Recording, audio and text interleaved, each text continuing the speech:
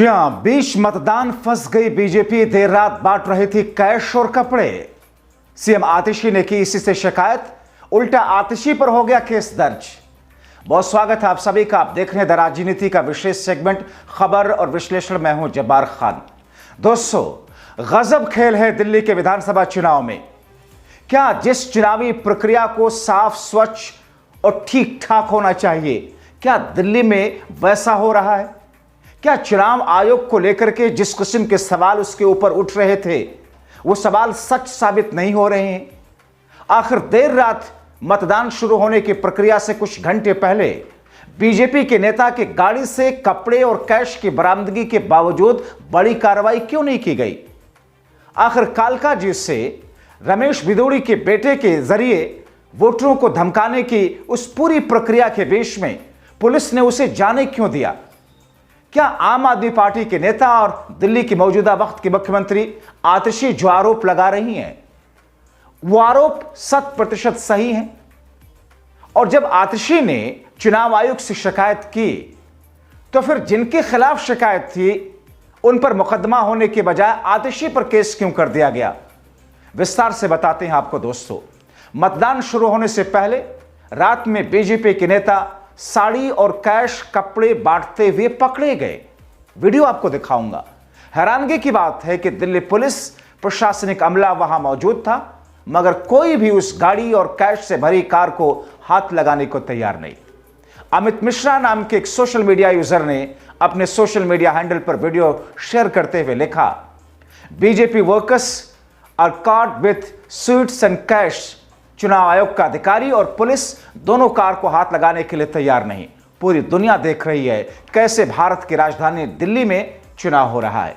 ये सिस्टम बना रहे हैं कि अभी बीजेपी वाले आ जाएं, हो हंगामा हो, फिर गाड़ी थाने में जाए, खुले नहीं, सीधे सीधे दिख रहे हैं कपड़े रखे हुए हैं। इतने कपड़े किसके घर में जाते हैं? ये कृषि को बांटने के लिए आया था, इसमें पैसा रखा हुआ है। क्यों नहीं खोल रहे सर? क्या बात हो गई? क्या नहीं? क्या नाम क्या है आपका? अभी लोकल थाने से भी आ लोकल थाने से खुलवा रहे। नहीं, आप लोग चुनाव को हैम्पर कर रहे हो और कुछ नहीं सर। नहीं, चुनाव हैम्पर कर रहे हो। अगर इतनी फोर्स है आपके पास सर?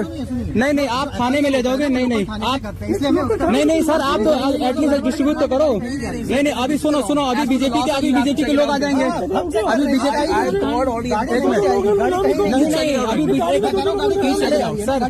सर, एक मिनट। मेरा पहला चुनाव नहीं है, अनगिनत चुनाव हमने लड़वाए हैं। बीजेपी के लोग आएंगे, हो हंगामा होगा, फिर आप गाड़ी भगा के थाने ले जाओगे। नहीं भगा के ले जाएंगे, नहीं भगा के ले जाएंगे। गाड़ी में कौन है? अब कोई भी हो, सामान है भाई साहब। ये इलेक्शन चल रहा है, इलेक्शन का चुनाव है। आज चुनाव प्रचार खत्म हो गया है, इसमें ये कपड़े बांटने के लिए। उधर दोस्तों, अब जो आपको वीडियो दिखाने जा रहा हूं, उससे आपका मुंह हैरत से खुला रह जाएगा।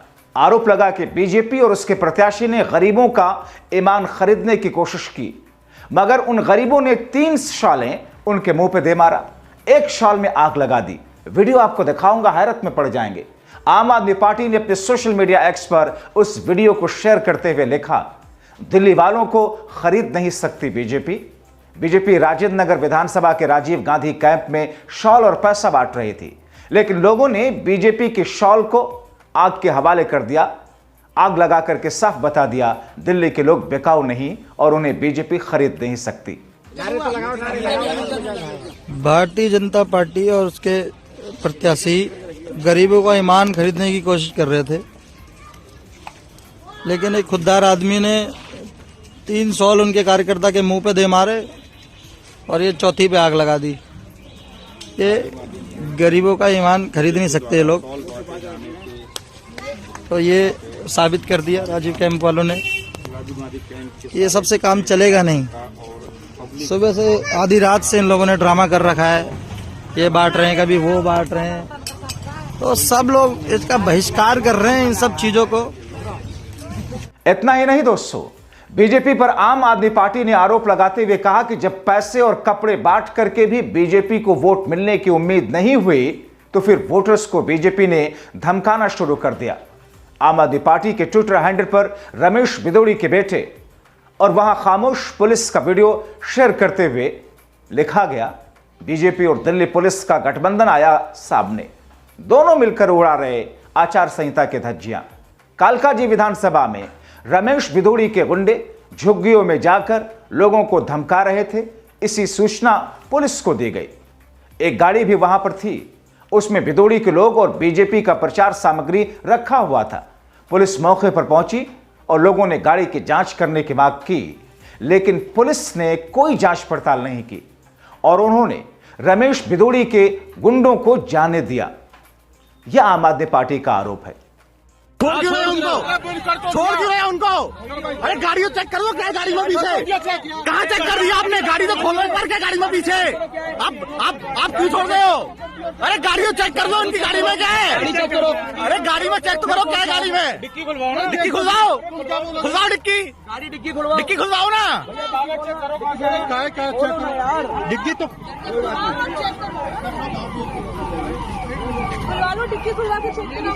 तो दोस्तों, उधर कालकाजी इलाके में बीजेपी नेता रमेश भिदोड़ी के बेटे मनीष भिदोड़ी पर वोटरों को धमकाने का आरोप लगाते हुए दिल्ली के सीएम आतिशी ने मतदान से पहले क्या कुछ कहा, सुनिए। आम आदमी पार्टी ने सोशल मीडिया एक्स पर लिखा कि साइलेंट पीरियड में देर रात झुग्गी वालों को धमकाता पकड़ा गया रमेश भिदोड़ी का बेटा मनीष भिदोड़ी। गिरिनगर गुरुद्वारे के पास में रमेश भिदोड़ी के लोग झुग्गी वालों को धमका रहे थे। हम तुरंत यहां पहुंचे, जहां हमें रमेश भिदोड़ी के बेटे मनीष भिदोड़ी मिले, जो कि तुगलकाबाद के रहने वाले हैं।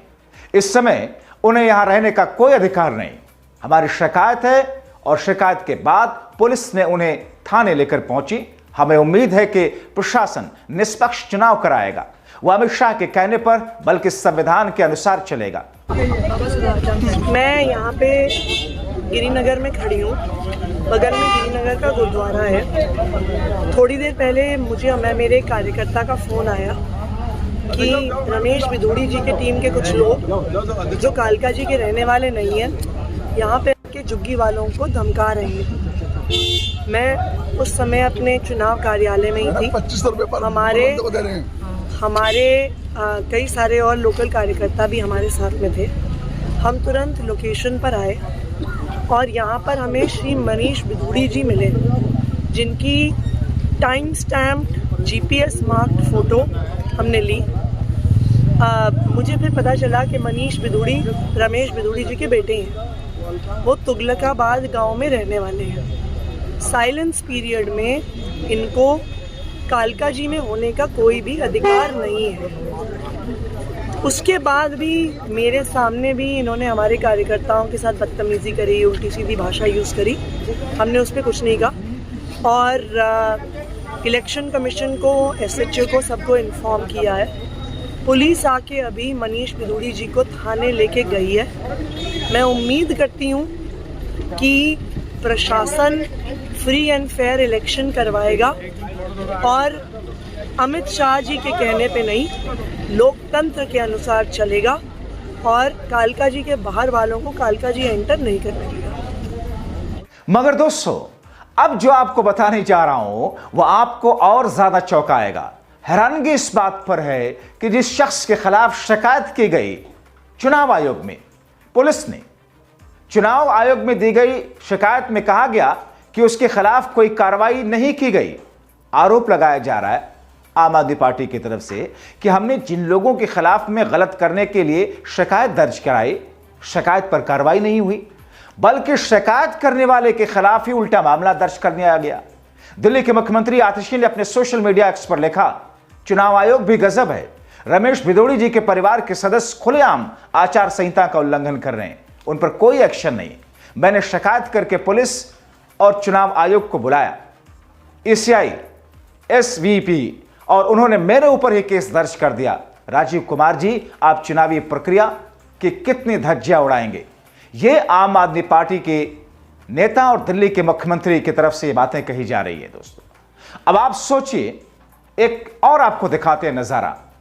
आम आदमी पार्टी के विकास त्यागी अपने ट्विटर हैंडल पर रात 3 बजे की सीएम आतिशी की तस्वीर को शेयर करते हुए लिखते हैं, रात के 3 बजे महिला मुख्यमंत्री रोड के साइड में बैठकर अपने द्वारा रमेश भिदोड़ी के खिलाफ की गई शिकायत पर चुनाव आयोग और दिल्ली पुलिस द्वारा कार्रवाई की उम्मीद करती हैं। सुबह 5 बजे तक थाने में इंसाफ का इंतजार करती हैं, लेकिन राजीव कुमार का चुनाव आयोग मुख्यमंत्री पर ही केस दर्ज कर देता है। दोस्तों गजब है, गजब का खेल है। और यह सारा खेल ऐसा है जिसमें सवाल सीधे सीधे मौजूदा वक्त में भारतीय जनता पार्टी पर उठ रहे हैं। और ऐसे में लोग पूछ रहे हैं, क्योंकि मतदान की प्रक्रिया, वोटिंग के लिए लोग लाइनों में लगे हुए हैं, मगर ये खबरें लोगों तक पहुंच रही हैं और इन खबरों का क्या प्रभाव, क्या असर लेकर के लोग अपने जहन में ईवीएम तक पहुंच रहे हैं, आप अंदाजा लगा सकते हैं।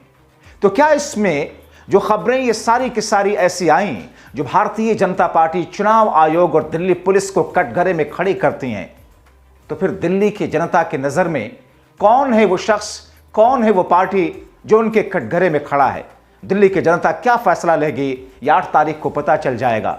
मगर ये तस्वीरें, ये खुलासा जो हमने इस शो में, इस वीडियो में आपके सामने किया, वो हैरान करता है। वो दर्शाता है कि लोकतांत्रिक डेमोक्रेटिक सेटअप में ये उचित ही नहीं, बल्कि एक तरीके से तमाम नैतिकताओं का, तमाम कानून का, नियमों का उल्लंघन है, घोर उल्लंघन है। आप क्या सोचते हैं? अपनी बात कमेंट बॉक्स में जरूर लिखें।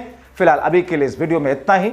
आप लाखों दर्शक जो हमें देखते सराहते हैं, आपसे अपील कि ज्यादा से ज्यादा इसे दूसरों तक शेयर करें, खुद जागरूक रहें, दूसरों को जागरूक करें। बहुत शुक्रिया।